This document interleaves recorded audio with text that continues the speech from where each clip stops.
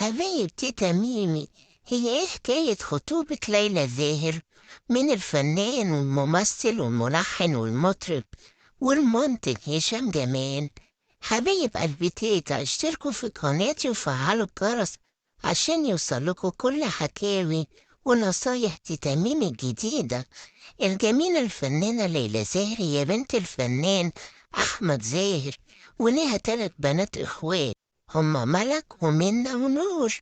والفنان أحمد زاهر إنسان محترم وتمثيله جميل وكلنا بنحب أدواره، وهو قال في برنامج إنه بيربي بناته على حفظ القرآن والصلاة، وهم لو عايزين يستمروا في التمثيل ده بيمنعهم عن أداء الأدوار اللي فيها إغراء، وإن دخول بناتهم ليلى وملك في الفن كان عن طريق صديق عمره تامر حسني، وهو اللي قال له أو أقنعه بأنهم يمثلوا معاه في كابتن هيما وعمر وسلمى 2 وعمر وسلمى 3. وبعد كده اشتركت ليلى زاهر في فيلم محترم من ناروب وفيلم يانا يا هوا، واشتركت في مسلسل برا الدنيا ومسلسل آدم ومسلسل بنات العيلة. وكانت كل الأفلام والمسلسلات دي من 2008 إلى 2012، وبعدها طلب والدها منها الابتعاد عن التمثيل والفن عشان تركز في دراستها. وبعد كده رجعت ليلى زاهر في رمضان في 2022 مع ياسر جلال في مسلسل الفتوة، وقدرت تخطف الأنظار بخفة دمها وجمالها وأداها المبدع. وبعدها بدأت في أعمال تانية كتير، وعملت برنامج حذر فذر مع لولو في التلفزيون، وكانت دمها خفيف وروحها حلوة وهي بتقدم البرنامج، وكانت بتستضيف المشاهير والنجوم. وعملت أغنية اسمها كلمة أخيرة، وهي أغنية درامية، وكانت على طريقة فيديو كليب في لبنان وسط التلج والطبيعة الجميلة. وعملت ليلى زاهر مسلسل فيه بيتنا روبوت وهي مع الفنان هشام جمال، وكانت بينهم صداقة.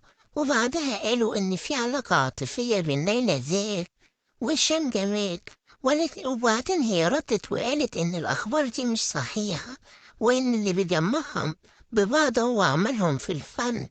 وكانت ليلى زاهر بتنزل صور مع هشام جمال من كواليس تصوير مسلسل في بيتنا روبرت، وكانت بتكتب إن هشام بيدعمها في كل خطوة فنية ليها وإنه بيساعدها زي أخوها.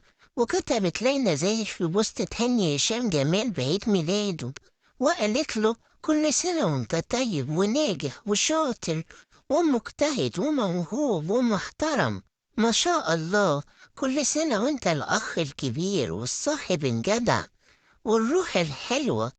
وبعد ما عمل هشام جمال فيديو كليب لليلى زاهر كتبت وشكرته وقالت له أنا طول عمري بقول إنك دايما بتكون سبب في أي نجاح نجحته أو بنجحه في حياتي.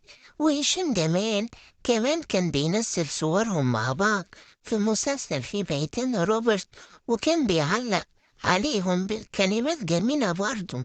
وهشام جمال ده من القاهرة، ويعتبر أصغر منتج فني وحقق شهرة كبيرة في الوسط الفني، وهو ممثل ومنتج وملحن ومطرب وعامل شركة وعمره 17 سنة. وأول أغنية عملها للشركة هي أغنية للفنان أحمد مكي، ونجحت نجاح كبير. وتعاونت الشركة مع أنغام وعملت أغاني سينجل وهم أنا سند عليك وأجمل مكان، ونجحت كمان.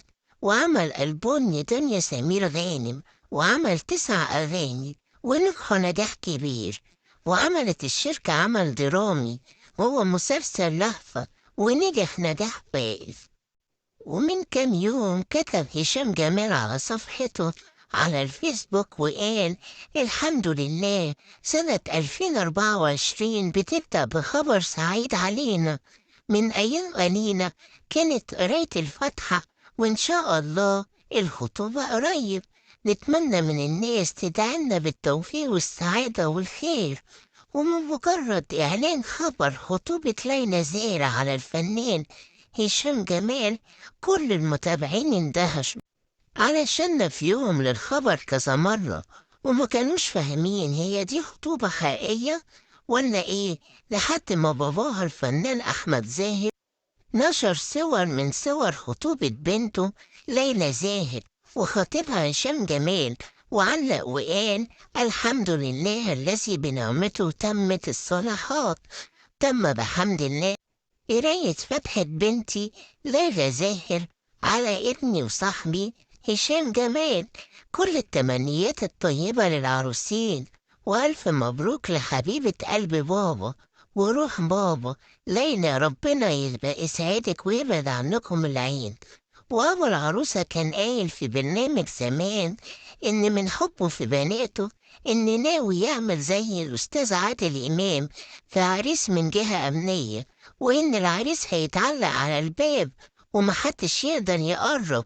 وكان الكلام ده كله طبعا هزار من كتر حبه لبناته. ونصيحتي ليكم حبايبي إن احنا ندعي ليلى زاهر وهشام جمال إن ربنا يكمل لهم على خير ويفرح قلبهم ويجعلها سنة سعيدة على الكل، ويفرح قلب كل البنات والشباب، وتبقى سنة أفراح. حبايب قلب تيتا، اشتركوا في قناتي وفعلوا الجرس عشان يوصل لكم كل حكاوي ونصايح تيتا ميم الجديدة.